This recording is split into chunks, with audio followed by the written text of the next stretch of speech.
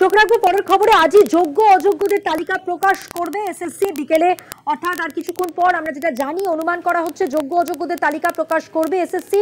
আগে শিক্ষা দপ্তরকে পাঠানো হবে তালিকা, আর তারপর ওয়েবসাইটে আপলোড হবে যোগ্য অযোগ্যদের তালিকা। যোগ্য এবং অযোগ্য তালিকা প্রকাশের দাবিতে করুণাময়ী থেকে এসএসসি অফিস পর্যন্ত যোগ্য শিক্ষক শিক্ষিকাদের আজকে কর্মসূচি ছিল, মিছিল অভিযান ছিল।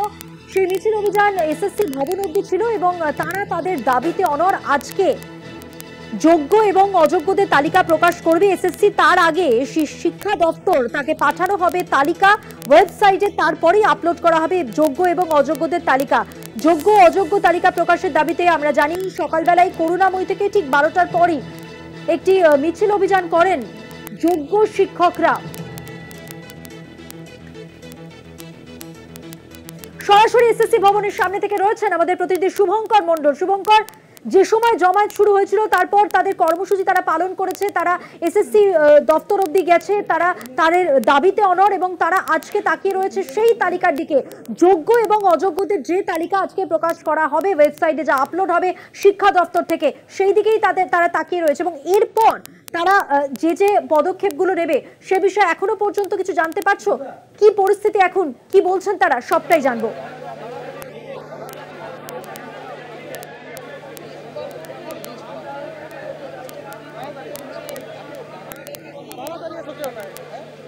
দেখো, তোমায় জানিয়ে রাখি, কিছুক্ষণ আগে 7 জনের একটি প্রতিনিধি দল তারা এখানে এসছে এসএসসির যোগ্য শিক্ষকদের, এবং তারা এসএসসি অফিসের ভেতরে যাবেন বলে আমরা জানতে পারছি। এখানে তারা ভিড় করে রয়েছেন, সেই ছবিটা দেখাবো। এখানে 7 জন রয়েছেন, সেই 7 জন ভেতরে যাবেন। পুলিশ তাদেরকে এই মুহূর্তে কিন্তু ব্যারিকেড করে রেখেছে। আমরা একটু তাদের সঙ্গে কথা বলার চেষ্টা করবো। এখানে সেই 7 জন রয়েছেন যারা ভেতরে যাবেন। দাদা, আপনারা তো ভেতরে যাচ্ছেন, মূলত চেয়ারম্যানের কাছে কি দাবি জানাবেন? 8 ঘন্টা আপনাদের সময় দেওয়া। দাবি নয়, আমাদের কাছে একটাই প্রশ্ন, যে ফার্স্ট থেকে 8th কাউন্সিলিং পর্যন্ত যাদের কাউন্সিলিং হয়েছে তাদের মধ্যে যারা যোগ্য আছে তাদের লিস্ট কি উনি দিচ্ছেন না দিচ্ছেন না? একটাই বলবো যে যোগ্যদের বলতে উনি কি শুধু থার্ড, মানে যেটা নিউজে অনেক জায়গাতে দেখা যাচ্ছে যে 3rd কাউন্সিলিং পর্যন্ত রাখা হবে, বাকি 4th থেকে উনি আর রাখবেন না, এরকম ধরনের একটা খবর গুজব ছড়িয়েছে। ওই বিষয়ে আমরা একটু জানতে যাবো। ক্লারিফিকেশন বলতে ওইটুকুই জানতে যাবো যে উনি কি করতে চাইছেন। আপনাদের দাবি এই মুহূর্তে কি তাহলে আপনারা এখানে থাকবেন? দাবি বলতে আমাদের প্রশ্ন, দাবি বলতে ওইটুকুই যে আমাদেরকে ফার্স্ট থেকে 8th কাউন্সিলিং পর্যন্ত যারা পরীক্ষা দিয়ে যারা যোগ্য আছে তাদেরকে সকলকে নিয়ে লিস্ট পাবলিশ করতে হবে, এবং সেই লিস্টটা উনি দিচ্ছেন কিনা সেটা আজকের মধ্যে। একেবারে মধ্যমন্ত্রী তুমি শুনতে পেলে যে তারা জানাচ্ছেন যে শুধুমাত্র 1 বা 2 বা 3 বা 4 দফার কাউন্সিলিং এর নয়, একেবারে 8 দফার যে কাউন্সিলিং হয় 2016 সালের যে এসএলএসটিতে নিয়োগ হয়েছিল, সেই কাউন্সিলিং তাদেরকে কিন্তু সবাই যে যোগ্য তারা সেই যোগ্য তালিকা আজ প্রকাশ করতে হবে বলে তারা দাবি করছেন। এবং সেই মতো 7 জন প্রতিনিধি এখানে রয়েছেন, তারা আর কিছুক্ষণের মধ্যে ভেতরে যাবেন। চেয়ারম্যানের কাছে তারা ক্ল্যারিফিকেশন চাইবেন বা জবাব চাইবেন যে আদতেও কি আজ পুরো লিস্ট বেরোবে, কেননা তাদের কাছে নাকি খবর এসছে কোনো সংবাদ মাধ্যম তারা নাকি এরকম দেখিয়েছে যে এরকম যে সব লিস্ট হয়তো আজ পাবলিশ হবে না। স্বাভাবিকভাবেই কিন্তু তাদের মধ্যে একটা বিক্ষোভের আমরা আজ দেখেছি সকাল থেকে।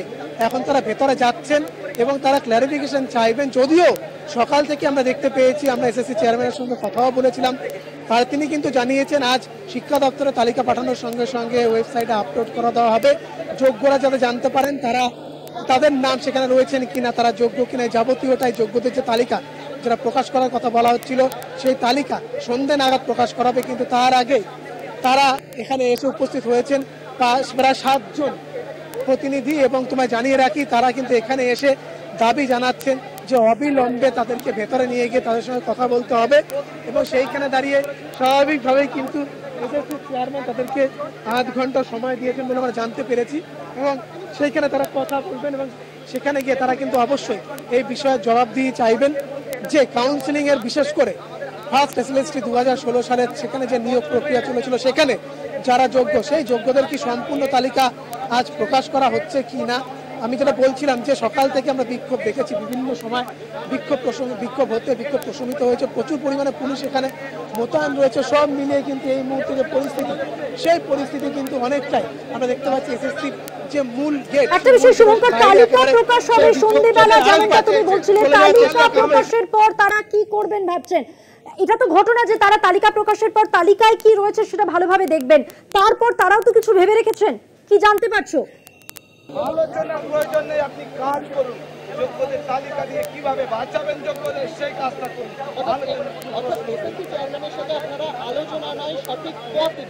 আমরা জানতে একেবারেই আমরা কিন্তু ওদের সঙ্গে কথা বলার অবশ্যই চেষ্টা করবো, কেননা যেভাবে আমরা এখানে দেখলাম যে বিক্ষোভ এখানে শুরু হয়েছে এবং এখানে কিন্তু স্বাভাবিকভাবে আরেকবার দাদার কাছে যাব। এই যে তালিকা যেটা দাবি করছে, সেই তালিকা পাওয়ার পর পরবর্তীতে আপনাদের পদক্ষেপ কি হবে যদি পেয়ে যান? এখন পর্যন্ত যোগ্যদের তালিকা পাওয়ার পরে আমরা যা রিভিউ পিটিশনের পথে হাঁটা হবে, যেটা যা নিয়ম আছে সেই নিয়ম অনুযায়ী আমরাও সুপ্রিম কোর্টের নিয়ম অনুযায়ী চলবো। কিন্তু তার আগে আমাদেরকে জানা দরকার যে ওনারা কিভাবে লিস্ট তৈরি করছেন, যোগ্যদের সমস্ত যোগ্যদের রাখছেন কি রাখছেন না, মানে যোগ্যদের মধ্যে থেকে আবার বিভাজন করে উনি কিছু জনকে রাখছেন, কিছু জনকে ওনাদের মতো বাদ দিয়ে দিচ্ছেন, সেটা করছেন নাকি সেটা আমাদের জানতে হবে। মানে আপনারা বিভাজন চাইছেন না, একটা সম্পূর্ণ একদম পূর্ণাঙ্গ লিস্ট, একদম ভেতরে কি সময় দিয়েছেন চেয়ারম্যান? আধ ঘন্টা বললেন 5:45 নাগাদ। একেবারে এখানে কিন্তু যেটা বললো তারা যে এখানে তারা যে আন্দোলন করছিলেন এবং তাদের যে দাবি ছিল সেই দাবিগুলোর মধ্যে মূল দাবি কিন্তু যারা যোগ্য রয়েছে সম্পূর্ণ যোগ্যতার তালিকা প্রকাশ করতে হবে। 2-3টা কাউন্সিলিং, 4-5টা কাউন্সিলিং এমন নয়, যোগ্যতার তালিকা প্রকাশ করতে হবে এবং সম্পূর্ণ তালিকা প্রকাশ করতে হবে। 8টা কাউন্সিলিং তালিকা প্রকাশ করতে হবে যোগ্যদের। তার পরবর্তীতে তারা যে পদক্ষেপ যদি তালিকা তারা পান। একদমই শুভঙ্কর, তুমি নজর রাখো। আমরা যেটা জানতে পারলাম তোমার কাছ থেকে, এখনো পর্যন্ত যা পরিস্থিতি, সেখানে 7 জনের প্রতিনিধি দল তারা এসএসসি দপ্তরে গিয়ে চেয়ারম্যানের সঙ্গে দেখা করতে চলেছেন। যোগ্য চাকরিহারা শিক্ষকের 7 জনের প্রতিনিধি দল ভিতরে গিয়েছেন। এসএসসি অফিসের ভিতরে যোগ্য চাকরিহারা শিক্ষকরা 7 জন প্রতিনিধি তাদের গিয়েছেন চেয়ারম্যানের সঙ্গে কথা বলবার জন্য। অবশ্যই সেদিকে আমাদের নজর থাকছে। আপাতত শুভঙ্কর, ধন্যবাদ তোমাকে, কথা বললাম আমাদের প্রতিনিধি শুভঙ্কর মণ্ডলের সঙ্গে।